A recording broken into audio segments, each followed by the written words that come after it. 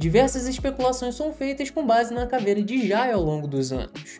E muita gente acaba ficando bastante curiosa de onde foi parar o olho esquerdo dessa caveira. E muitas teorias afirmam que nesse olho esquerdo estaria presente Laugh Tale, o lugar onde deve estar guardado o One Piece, que é esperado estar guardado o One Piece. Mas eu não tenho tanta certeza sobre isso não, e eu tenho uma sugestão que acredito ser 1000 vezes melhor. E eu afirmo para vocês que tem algo muito mais profundo por trás desse misterioso olho esquerdo na história de One Piece e toda a sua simbologia. Como por exemplo a cicatriz do Luffy, as cicatrizes do Shanks, o olho esquerdo fechado do Zoro ser o esquerdo, o Luffy na maioria das vezes ficar com o olho esquerdo fechado quando tá transformado em Nika.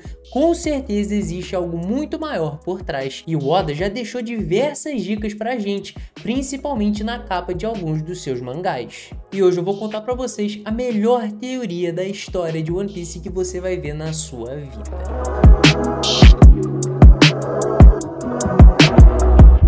Fala galera, bora bater um papo? Eu sou o Joca, você está no Origem Geek e sejam muito bem-vindos. Com mais de 100 volumes de mangá já publicados, One Piece contou com algumas das artes mais bonitas nas suas capas. E além de serem lindas, algumas delas têm algumas pistas para esse grande mistério da história de One Piece, do porquê tudo acontece com o olho esquerdo, do porquê esse bendito olho tem uma grande simbologia para tudo que nós vemos na história, e como ele está totalmente ligado ao One Piece, a Laugh Tale, ao Gold Roger, à vontade de D, a tudo. Esse daqui é o ponto mais importante da história de One Piece e eu vou convencer vocês. E você pode ficar tranquilo que eu não vou simplesmente falar aqui para vocês qual capa que tem o segredo e você descubra, não, eu vou te explicar detalhe por detalhe do porquê cada capa tá ligada uma à outra e como ela esconde toda a resposta para esse grande mistério. Mas antes eu preciso que você deixe aqui nos comentários qual que é a simbologia que você acredita estar por trás do olho esquerdo em One Piece. E é claro, se você acredita que isso tem alguma conexão com o tesouro One Piece. E se você ainda não é inscrito aqui no canal, já vai deixando seu like, se inscrevendo no canal e ativando o sininho para você não perder nenhum vídeo, porque são vídeos novos todos os dias com conteúdo variado, que eu tenho certeza que você aí vai gostar. E se você já é um inscrito recorrente, você sabe como essas três coisas fazem muita diferença na minha vida. Então já vai largando o seu like, porque você já está inscrito aqui no Origem Geek. E se você não está inscrito, faz essas três coisas e vem fazer parte dessa família maravilhosa. E agora, sem mais enrolação, vamos cair de cabeça nessa teoria tão irada daqui. Primeiramente, nós vamos analisar a capa do volume 11. E tudo nela parece muito normal. São os tripulantes do Chapéu de Palha fazendo uma pose diferenciada, com umas roupas mais escuras, bonitões. Mas é a partir delas que você vai começar a compreender sobre o que é essa teoria e o que eu tô querendo mostrar pra vocês aqui. Nesse volume daqui, é a primeira vez que o Luffy e o Chapéu de Palha conseguem de fato libertar uma ilha. Eles fazem isso derrotando o Arlong. E depois dessa vitória, eles acabam abraçando três das principais coisas no universo de One Piece: a liberdade, a risada e, é claro, as festas. Analisando esses painéis que estão aparecendo agora, vocês podem reparar as similaridades entre eles. E eu tenho certeza que nada disso é coincidência, porque vocês sabem como o Oda é e raramente ele faz alguma coisa por coincidência. E para seguirmos com essa teoria, vocês precisam ter em mente a importância que a personagem da Nami tem pro Oda. Ela foi a primeira Chapéu de Palha a ser introduzida na história por estar presente na arte do primeiro capítulo de One Piece. Eu sei que na história o primeiro recrutado para a tripulação foi o Zoro, mas a Nami já estava presente na capa antes dele. Mas isso não é tudo. Nesse volume nós também temos alguns acontecimentos gigantescos, como o Mihawk encontrando com Shanks numa ilha misteriosa que é muito semelhante a God Valley, as primeiras pistas sobre o destino do Luffy e a vontade de D, temos a presença também do primeiro cartaz de procurado do Luffy, o Luffy declarando para o mundo que ele se tornará o rei dos piratas e, é claro, as primeiras comparações entre Gold Roger e Luffy. Analisando agora a capa do capítulo 24, nós percebemos que o Luffy está numa pose totalmente diferente das outras que ele teve presente, muito diferente de um protagonista de um anime shonen, de uma obra shonen. E quem tá com o olho fechado nesse caso não é a pessoa que tá no meio, como foi que aconteceu com a Nami lá no volume 11, mas sim a pessoa que tá aparecendo no canto inferior direito, que é a Robin. E ela não tá necessariamente com o olho esquerdo fechado, mas sim tampado. E quem tá tampando esse olho é o Monkey D. Luffy. Essa pose do Luffy acaba sendo bastante esquisita porque nada dentro desse capítulo, dentro desse volume, acaba remetendo ela. coisa que só vai acontecer mais pra frente e vocês já vão entender. Porque primeiro nós temos que analisar as principais coisas que acontecem nesse volume. Nele é a primeira vez que nós escutamos sobre a história verdadeira, né? Sobre o século vazio. Ele também conta com o primeiro encontro do Luffy e do seu arco vilão, o Barba Negra, que, né, todo mundo espera que seja seu arco vilão no final. Nós também temos o primeiro confronto entre Bellamy e Luffy, depois do Bellamy ficar ridicularizando o Luffy por ir atrás dos seus sonhos. Coisa que é um momento chave, então guarda isso na tua cabeça, anota em qualquer lugar para você não esquecer disso daqui, porque vai ser mais importante mais para frente. Nós também temos a famosa frase do Barba Negra afirmando que o sonho das pessoas são infinitos ou nunca acabam, e é claro a famosa pista do Barba Negra ser mais de uma pessoa. Sabendo disso, vamos para a mensagem escondida que tem nesse volume daqui. Voltando até a parte onde nós escutamos pela primeira vez sobre o século vazio, nós vemos que tem um painel muito semelhante com o que está acontecendo na capa do volume, que é a Robin tendo seu olho esquerdo tampado, não fechado, mas tampado. E nesse painel ela acaba falando do seu sonho e se emocionando demais, chorando pra caramba. E nós sabemos que o sonho dessa personagem é descobrir toda a verdade sobre o mundo e também sobre o século vazio e provar que o governo mundial, no final de contas, é o verdadeiro vilão. E nós aprendemos através do Clover que tudo que tem a ver com o século vazio também tem a ver com o reino antigo. Analisando agora a capa do volume 41, nós vemos que o Luffy tá numa pose bastante esquisita, mas muito similar à pose que ele tava no volume 24. E a gente vê também que as composições dessa capa são praticamente as mesmas de lá. Tem dois personagens que ainda estão nela, que é o Luffy e a Robin. E essas coincidências, essas similaridades podem acabar comprovando que esse volume daqui é uma contraparte do volume 24, que a gente acabou de analisar. E outro painel que é demonstrado dentro desse volume também pode ser uma contraparte daquele painel que nós acabamos de falar da Robin, que o Clover aparece exatamente do mesmo jeito, com seu olho esquerdo sendo tampado enquanto ele fala sobre a história antiga, sobre o povo do século vazio. Também é mencionado que o pessoal que morava nesse reino antigo são os ancestrais do pessoal que carrega a vontade de D, que carrega o D no nome. E eles são conhecidos como Fallen People, o povo caído, o povo derrotado, enfim. Sabendo de tudo isso, a pose do Luffy acaba fazendo um pouco mais de sentido. Por quê? Se a gente lembrar como ele acaba demonstrando seu respeito pelos mortos, lá em Impel Down, lá em Marineford, a gente vê que ele tá numa pose muito similar ao do volume 24,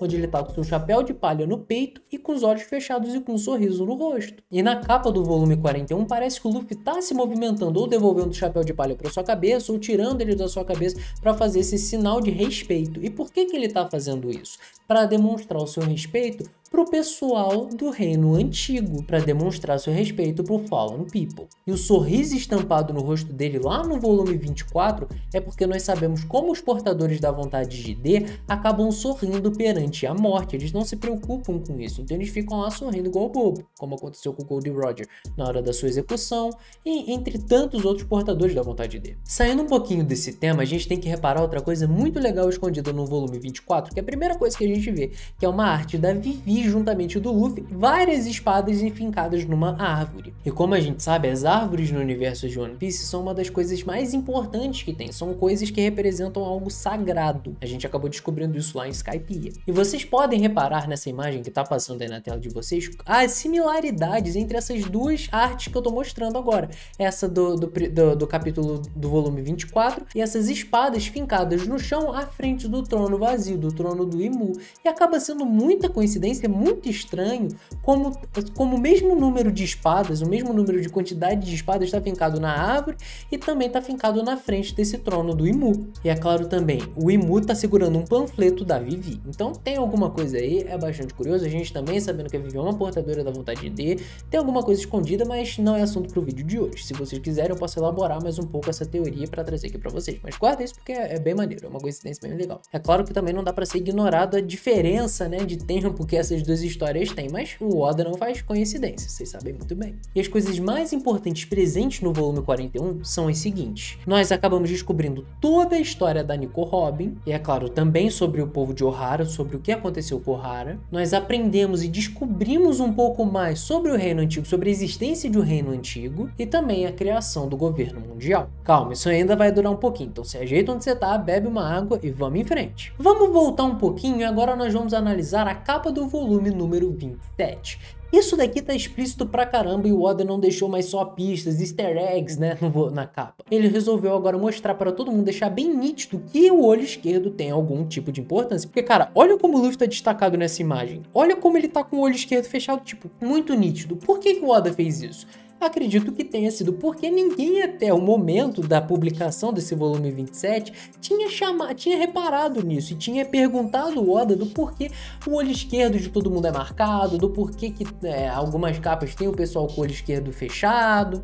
Então ele quis deixar bastante nítido para desenvolver a curiosidade dos fãs e bolar teorias como eu tô fazendo aqui com vocês agora. O Oda queria isso, e como a gente sabe, esse capítulo aqui abraça Skypiea, que Skypiea é um dos arcos mais fundamentais, mais importantes para toda a história de One Piece. E muitas das coisas que acabam acontecendo nele tem uma relação meio como fosse micro e macro, como por exemplo, o Luffy ter aparecido na silhueta do deus Nika enquanto dançava ao redor de uma fogueira. O Luffy ter feito isso é micro e ele ter se transformado no Nika é o macro, assim como ele ter sido chamado de um inimigo natural de deuses ou também dragões celestiais e ele ser um portador da vontade de D, né? O Luffy ter sido chamado um inimigo natural do Enel por conta do Enel ser um cara de choque e o Luffy ser de borracha é o micro, e o Luffy ser um portador da vontade de Deus, portadores da vontade de serem inimigos naturais dos dragões celestiais, ser o macro da história. Então guarda isso, entende essa relação que eu tô querendo explicar pra vocês, micro e macro.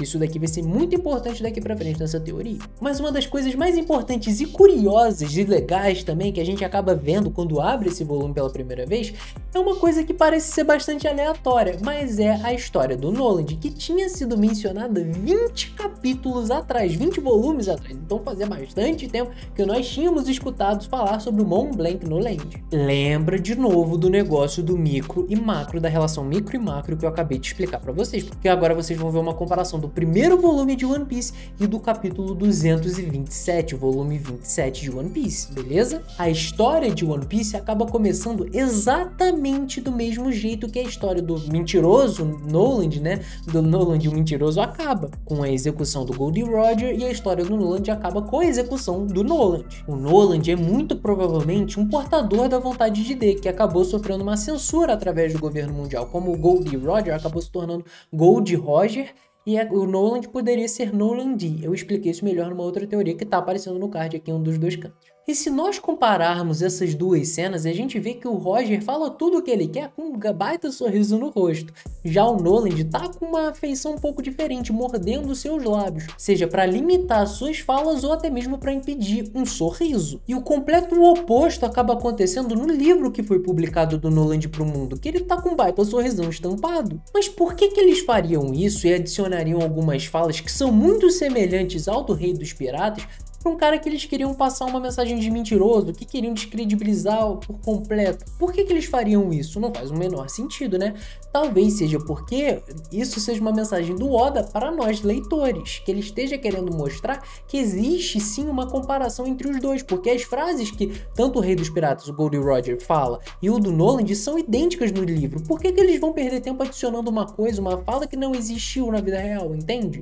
Deve ser alguma coisa, uma outra pista do Oda pra gente. E como vocês podem reparar, os dois não apenas compartilham do mesmo destino, mas também das mesmas últimas palavras. Falar que o tesouro acabou afundando no mar enquanto o Noland tá falando de uma grande montanha de ouro, que é o micro nessa história, e o Roger tá falando do One Piece, que é o macro, é uma baita de uma coincidência que eu acredito não ser coincidência. Mas calma que já que eu volto pra isso para explicar um pouquinho melhor pra vocês. Vamos parar pra analisar algumas coisas bastante interessantes nesse volume daqui, o volume 27. Nele nós temos um diálogo mega interessante entre o Gunfall e a senhorita Konishi, que para resumir tudo, o Gunfall tá falando do encontro que ele teve com o Roger. Mas a parte mais interessante é sobre a música da ilha, sobre o som da ilha, que no caso vem do grande e místico sino dourado de Shandora, de Shanji, enfim, que foi criado para mostrar ao mundo que eles estão lá. Então o micro nessa parada toda é esse sino dourado e falando que ele foi criado para mostrar para o mundo que ele tá lá e que da próxima vez que ele tocasse, que ele ficou um bom tempo sem tocar,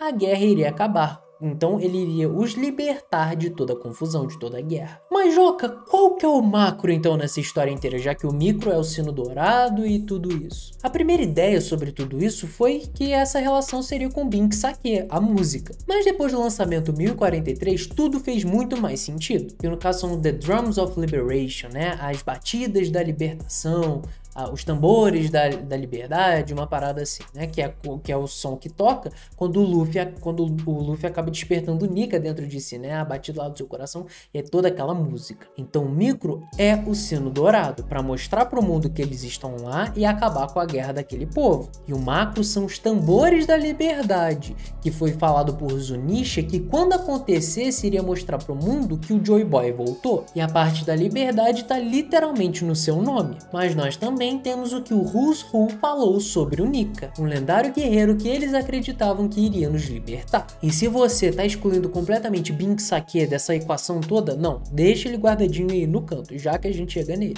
Também tem um painel muito legal que acaba nos mostrando essa parada do macro e do micro, que o Luffy afirma que ele é a pessoa que vai destruir Deus, né, que no caso são os dragões celestiais, mas no lugar é o Enel, né, então macro e o micro, como eu falei pra vocês. E depois disso o Luffy meio que aparecer no amanhecer, né? Porque o Luffy é o amanhecer, a gente acabou descobrindo isso, porque ele, né, virou o deus Nika, né? O deus do sol. Então, né, tá tudo muito bem explicado até agora. Calma que a gente ainda não acabou, ainda tem umas coisas pra gente comentar, porque agora nós vamos analisar a capa do volume número 52. De novo, tá muito óbvio, nem preciso falar pra vocês que o destaque disso tudo aqui é o Rayleigh. Esse volume daqui tá repleto de primeiras informações extremamente importantes, coisas que a gente nunca tinha escutado falar na história até esse momento, né? Até o lançamento desse volume. Mas os destaques são os seguintes. Nós acabamos descobrindo muitas coisas sobre o Roger e sua tripulação, e também, é claro, as circunstâncias da sua execução. Nós vimos também que o Roger afirmou que não iria morrer, meio que confirmando que ele tinha planejado toda essa era da pirataria, que todo mundo correria atrás do seu tesouro. O Rayleigh também acabou mencionando novamente os 3 pilares do universo de One Piece: rir, chorar e, é claro, beber, né? Festejar, no caso. Nós também descobrimos que o Rayleigh sabe alguma coisa sobre o século vazio e que eles foram rápidos demais, digamos assim. Nós também temos a primeira menção sobre a voz de todas as coisas, a criação. O Luffy dizendo as mesmas palavras exatas do que o Goldie Roger. E também nós descobrirmos a verdadeira motivação do Luffy de se tornar o homem mais livre do oceano. Nós também temos um momento mega maneiro que no caso é uma chamada de volta lá pro volume 24, o segundo volume que a gente analisou no vídeo de hoje. Que é onde o Kid e o Law acabam descobrindo que eles não são as únicas pessoas que sonham ainda nessa época, e que a maior parte da população acredita igual Bellamy, que os sonhos são umas besteiras que não existem. E sobre essas pistas nas capas dos volumes, nós paramos aqui no volume 52. E aí vocês devem estar se perguntando, pô, por que o Oda resolveu parar no número 52 com mais de 1000 capítulos? Então isso é tudo baboseira, nada disso faz sentido, foi tudo por água abaixo. Não, isso aconteceu porque ele mostrou tudo que a gente já deveria saber. Ele não tem mais nada para mostrar pra gente. Todas essas informações extremamente importantes já foram soltadas até o volume 52. Vamos dar uma recapitulada em tudo que nós sabemos agora sobre esses 5 volumes. No volume 11 nós descobrimos que o Luffy está sendo guiado através do seu destino, a vontade de D, e que ele está continuando da onde o Roger não pôde. O volume 24 e 41 nós acabamos descobrindo a existência do século vazio, o reino antigo, a existência do clã D e que também eles tinham inimigos.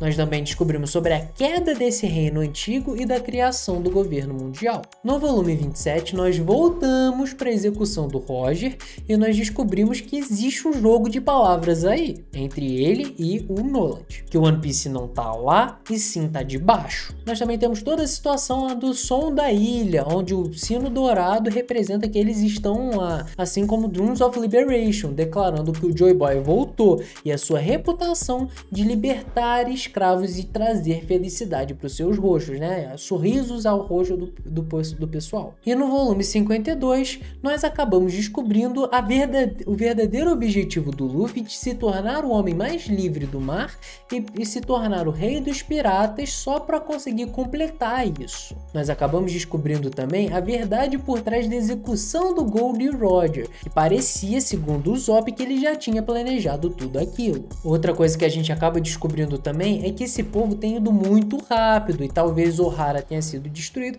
porque eles foram muito rápidos e ainda não era o seu tempo. Nós também temos a frase do Roger pro Pedro, onde ele afirma que todo mundo tem o seu momento para brilhar, e o Pedro entendendo o que o Roger estava querendo dizer. E também a certeza do Roger de que ele não iria morrer e que alguém carregaria essa sua vontade de ser livre, né, sua vontade de D. E também a comparação que o Crocus fez do Luffy com o Roger, né, afirmando que o Chapéu de Palha são os piratas que eles estavam esperando esse tempo inteiro. E tudo isso acaba formando um ciclo completo do Luffy retomando exatamente do ponto onde o Roger morreu, onde o Roger teve que parar, onde ele foi forçado a parar. O Joy Boy aqui. Então vamos tirar tudo a limpo e agora começar de vez a desenrolar um pouquinho isso daqui melhor, parar de analisar e te cair de cabeça nessa teoria. Como a gente sabe, o olho esquerdo tem sim um significado importante para a história de One Piece e que as últimas palavras do Roger têm um significado diferente. E que essas duas coisas, o olho esquerdo e as últimas frases do Roger, as últimas palavras do Roger, têm uma conexão, estão conectados. E a gente já estabeleceu nesse vídeo daqui, ao longo de todo esse vídeo, que o olho esquerdo tem sim um tipo de importância. Mas qual que é ele? E pra gente responder essa pergunta, a gente tem que pegar uma das principais bases para toda a história de One Piece, a mitologia nórdica. Quando Odin chegou, ele pediu a Mimir um gole d'água. O guardião do poço, reconhecendo o valor de tal gole, recusou, a menos que o explorador oferecesse um olho em troca. Odin arrancou um de seus olhos e o deixou cair no poço. Tendo feito o sacrifício necessário, Mimir mergulhou seu chifre no poço e ofereceu ao deus agora de um olho apenas um gole. Qual o olho que o Odin perdeu? Isso é questionável. Algumas representações mostram o olho esquerdo, algumas o direito. O importante é que houve um sacrifício muito significativo. É um símbolo de algo muito maior, como discutimos nesse artigo, o sacrifício do mundano para alcançar o divino. Então o olho esquerdo na história de One Piece teria sido sacrificado para um bem melhor? Isso daqui te lembra algum personagem na história? Não, relaxa que eu não tô falando que o Pedro é Odin nessa história inteira, beleza? Repara nessa frase, o sacrifício do mundano para obter o divino. E o Pedro falou o seguinte: se eu puder lançar as bases para o surgimento do mundo, que os homens aos quais admiro aguardam, ficarei feliz. Mas o que isso acaba representando para a grande cena de One Piece, para a grande situação de One Piece? Para isso nós temos que ir até o que o olho esquerdo representa. Nós temos dois pontos chegando à tona nesse momento daqui, que são as palavras finais do Roger: procure por isso, eu deixei tudo nesse mundo no fundo. Esse no fundo significa no fundo do mar, assim como o olho de Odin acabou afundando no poço de Mimir. Então isso significaria que esse olho esquerdo ausente representa o tesouro ainda afundado, One Piece, ou pelo menos uma parte dele. Só que nós temos que voltar para a nossa pergunta inicial: o que e por que foi sacrificado? E aí que a gente começa a criar e desenvolver algumas coisinhas. Vamos voltar no tempo e ir lá para o século vazio. O Reino Antigo está num passo extremamente acelerado e se desenvolvendo muito, mas muito rápido. Como a gente sabe que realmente aconteceu, eles tinham uma tecnologia muito avançada. A razão por trás disso pode ser o seu grande tesouro que, enfim, é indiferente aqui nessa história. Ele podia ser uma fonte de poder inacabável, o segredo para a imortalidade, um poder ancião que ainda não foi revelado e, é claro, muito próximo a tudo isso, a Árvore das Frutas do Diabo, mesmo que esse nome ainda não tenha sido confirmado. Para deixar algumas coisas claras, eu acho que essa árvore daqui é uma árvore sagrada que guarda as almas dos seus antigos guerreiros, assim como as árvores lá em Skypiea. Lembra da relação micro e macro, beleza? Isso é a coisa mais importante aqui da teoria, micro e macro, micro e macro. Quando todos os outros reis dos reinos próximos é esse que a gente está falando agora, que tinha essa árvore da fruta do diabo, acabou descobrindo essa fonte gigantesca de poder, eles acabaram ficando assustados. E por conta disso, as coisas acabaram saindo do controle. E graças à ausência do seu deus, o Nika, e sabendo que essa sua fonte de poder nas mãos das pessoas erradas poderia culminar no fim do mundo, a população desse reino antigo resolveu acabar com essa árvore de uma vez por todas, fazendo o quê? Tacando várias de suas frutas do diabo dentro dos mares, fazendo um grande sacrifício para o bem da humanidade. Só que no meio disso, metade desse reino antigo acabou sendo engolido por uma baleia gigante e acabou afundando dentro do mar. E os sobreviventes de todo esse acontecimento acabaram lutando com sua vontade e sangue para sua sobrevivência, acreditando no dia prometido onde o seu deus Nika retornasse. Só que os reis desses outros continentes, desses outros lugares, não iam sair de lá de mãos vazias. Então eles conseguiram meter a mão na árvore da fruta do diabo que essa população acabou tentando destruir. E quem sabe eles podem ter colocado em sua posse algo ainda mais poderoso. E assim como os arqueólogos de Ohara acabaram tentando resgatar os seus livros, atacando toda a quantidade que eles poderiam no mar, os Deis acabaram tacando o máximo de frutas do diabo possível nos mares também. E por conta dessa guerra gigantesca, dessa guerra massiva, uma tempestade gigantesca e grandes terremotos acabaram acontecendo, levando todas essas frutas do diabo embora para outros cantos do mundo. Despedida ao porto, a minha antiga cidade natal. Vamos todos cantar com um brado, enquanto o navio zarpa.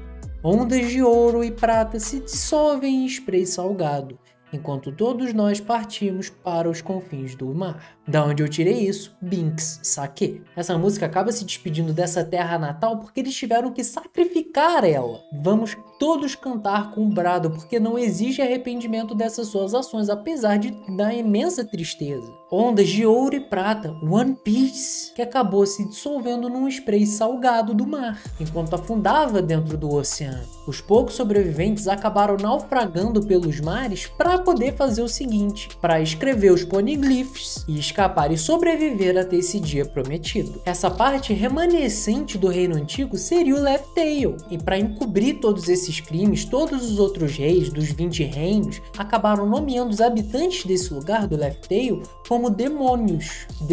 E eles não são demônios comuns, são demônios que comem crianças, e por isso que a árvore das frutas do diabo é chamada de árvore de frutas do diabo, né? Chamada de árvore do diabo. Como o Corazono já falou pra gente, que na escola ele ouvia dizer que se não se comportasse, os Deis chegariam e o devorariam. Relaxa, eu não tô afirmando aqui pra vocês que o D significa diabo. Deve significar alguma coisa porque os anciões já tinham esse nome. O governo mundial apenas pegou essa letra e acabou adaptando para devil, né? Diabo, demônio, enfim. Então eles conseguiram se safar e saindo como grandes heróis de toda essa guerra para encobrir todos os seus crimes. E tudo o que aconteceu, a história de verdade acabou se dissipando ao longo do tempo e ninguém mais lembra disso. É por isso que os poneglyphs são tão importantes. A gente tem que lembrar algumas frases do Gunfall e do Doflamingo, que falaram o seguinte. O Gunfall disse: é apenas uma questão de perspectiva.